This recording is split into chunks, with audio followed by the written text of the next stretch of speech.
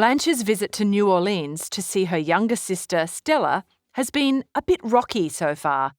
Blanche and Stella get along fine, but Stella's husband, Stanley Kowalski, can't stand Blanche and her posh, Southern belle demeanour.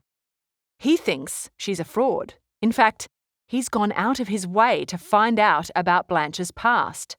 But could Blanche be turning a new page with her budding romance with Mitch? It's 2 a.m, and Blanche and Mitch are returning from their date at the amusement park. It was meant to be a wonderful time, but things felt a little flat. Mitch apologises. He admits he feels like he failed to give her a good time. Blanche, ever the charmer, graciously laughs it off. Mitch asks if he can kiss her. He's nervous because the last time he tried he was rebuffed. He doesn't want to risk a rerun of that. Blanche explains that she only pushed him away because he was getting a little too handsy, and a girl can't risk her reputation. But Blanche steers the conversation away from any possibility of a kiss or more.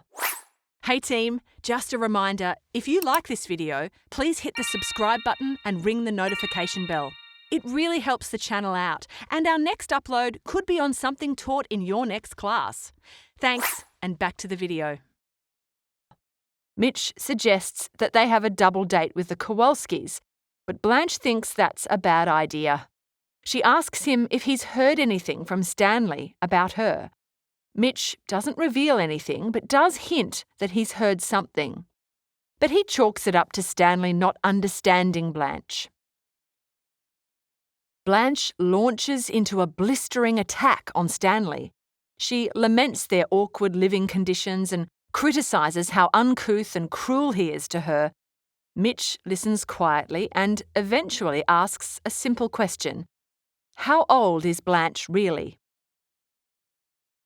Blanche smoothly deflects the question by asking about his mother, which is a topic very close to his heart. Mitch loves his mother very much. Blanche admires Mitch's capacity for devotion and shares about how she once loved someone too, her husband, whom she met when she was only 16. She tells Mitch about how her young husband was a tender soul, more beautiful than masculine. His name was Alan, and he suffered terribly with a crippling secret. Blanche never knew how to help him. She felt like a failure until she discovered what his secret was. Blanche walked in on Alan having an intimate encounter with another man.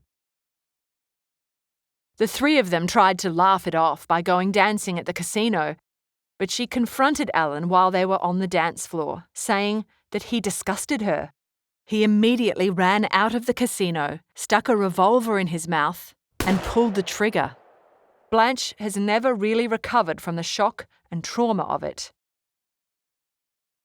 Mitch is deeply moved by Blanche's tale and draws her close to him.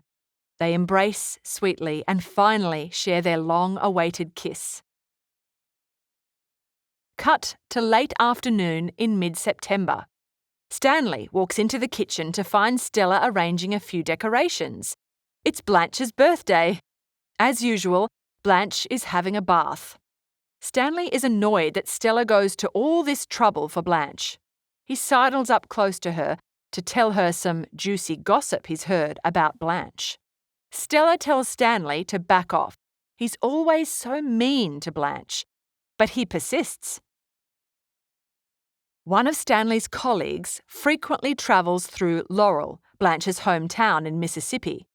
He told Stanley that Blanche lived at the Flamingo Hotel after she lost the family estate, Belle Reve. The Flamingo is a notorious second-class hotel in Laurel whose guests enjoy very relaxed rules. But management eventually evicted Blanche because she entertained too many men. Stella can barely believe it, but Stanley hasn't finished. Blanche's string of affairs in Laurel earned her a reputation for being crazy, a real town character. But she's been washed up and alone for the past year. Even the local army base labelled her as out of bounds. Blanche isn't just stopping by New Orleans for a family visit. She literally has nowhere left to go. But wait, there's more. Stanley's also discovered the reason why Blanche can't be a schoolteacher anymore. Apparently, she got mixed up with a 17-year-old boy whose father complained to the school principal. That was the nail in the coffin for Blanche's reputation in Laurel. She was practically run out of town, and there's no way she can return. Stella struggles to believe it, even though some of it seems to ring true. She tells him about Alan, Blanche's husband, who she absolutely adored, until she discovered his secret life. It may have happened a long time ago, but Blanche's terrible shock has echoed down the years. Stella knows what her big sister went through and feels nothing but compassion for her. Stanley can see he's upset Stella and comes to give her a cuddle, but she pulls away. The tension in the room begins to build. Stella says that Mitch is invited for cake and ice cream tonight, but Stanley says he probably won't show up. He's already spilled the beans to Mitch about Blanche's recent past and all the rumours. He doesn't want his friend getting mixed up with a fallen woman. Stella is horrified. How could he be so cruel? Blanche expected Mitch to pop the question soon.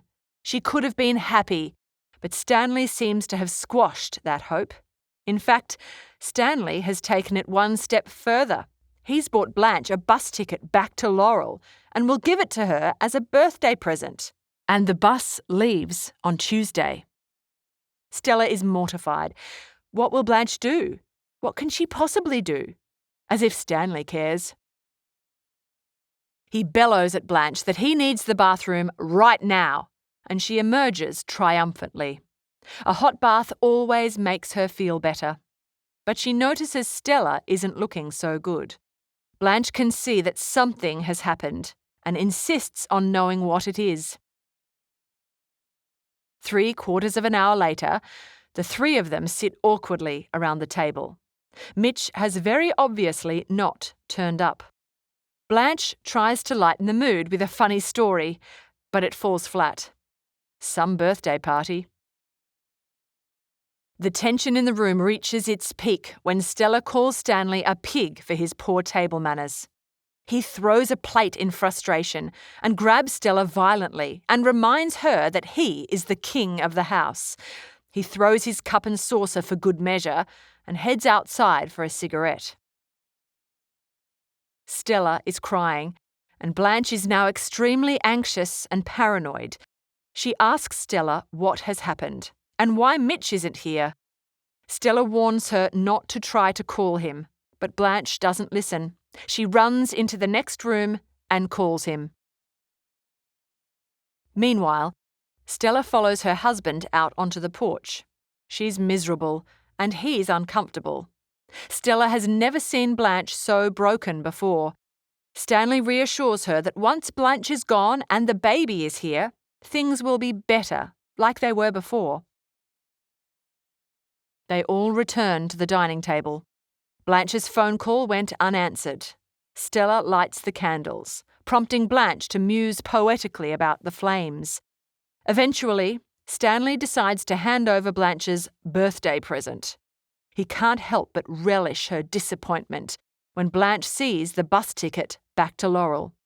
She tries to laugh it off, but it's all too much. She runs to the bathroom and vomits. Overwhelmed by Stanley's malice, Stella demands he explain it. Why does he do such cruel things to Blanche?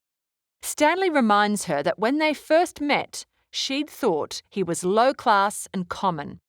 But then he dismantled her barriers and prejudices, and they were happy together. He misses those times. Stella is feeling really unwell now.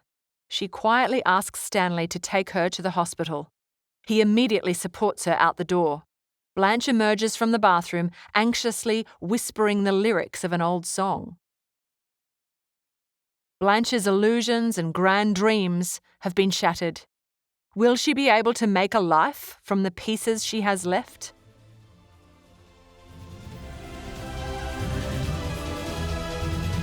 We hope you enjoyed this schooling online production.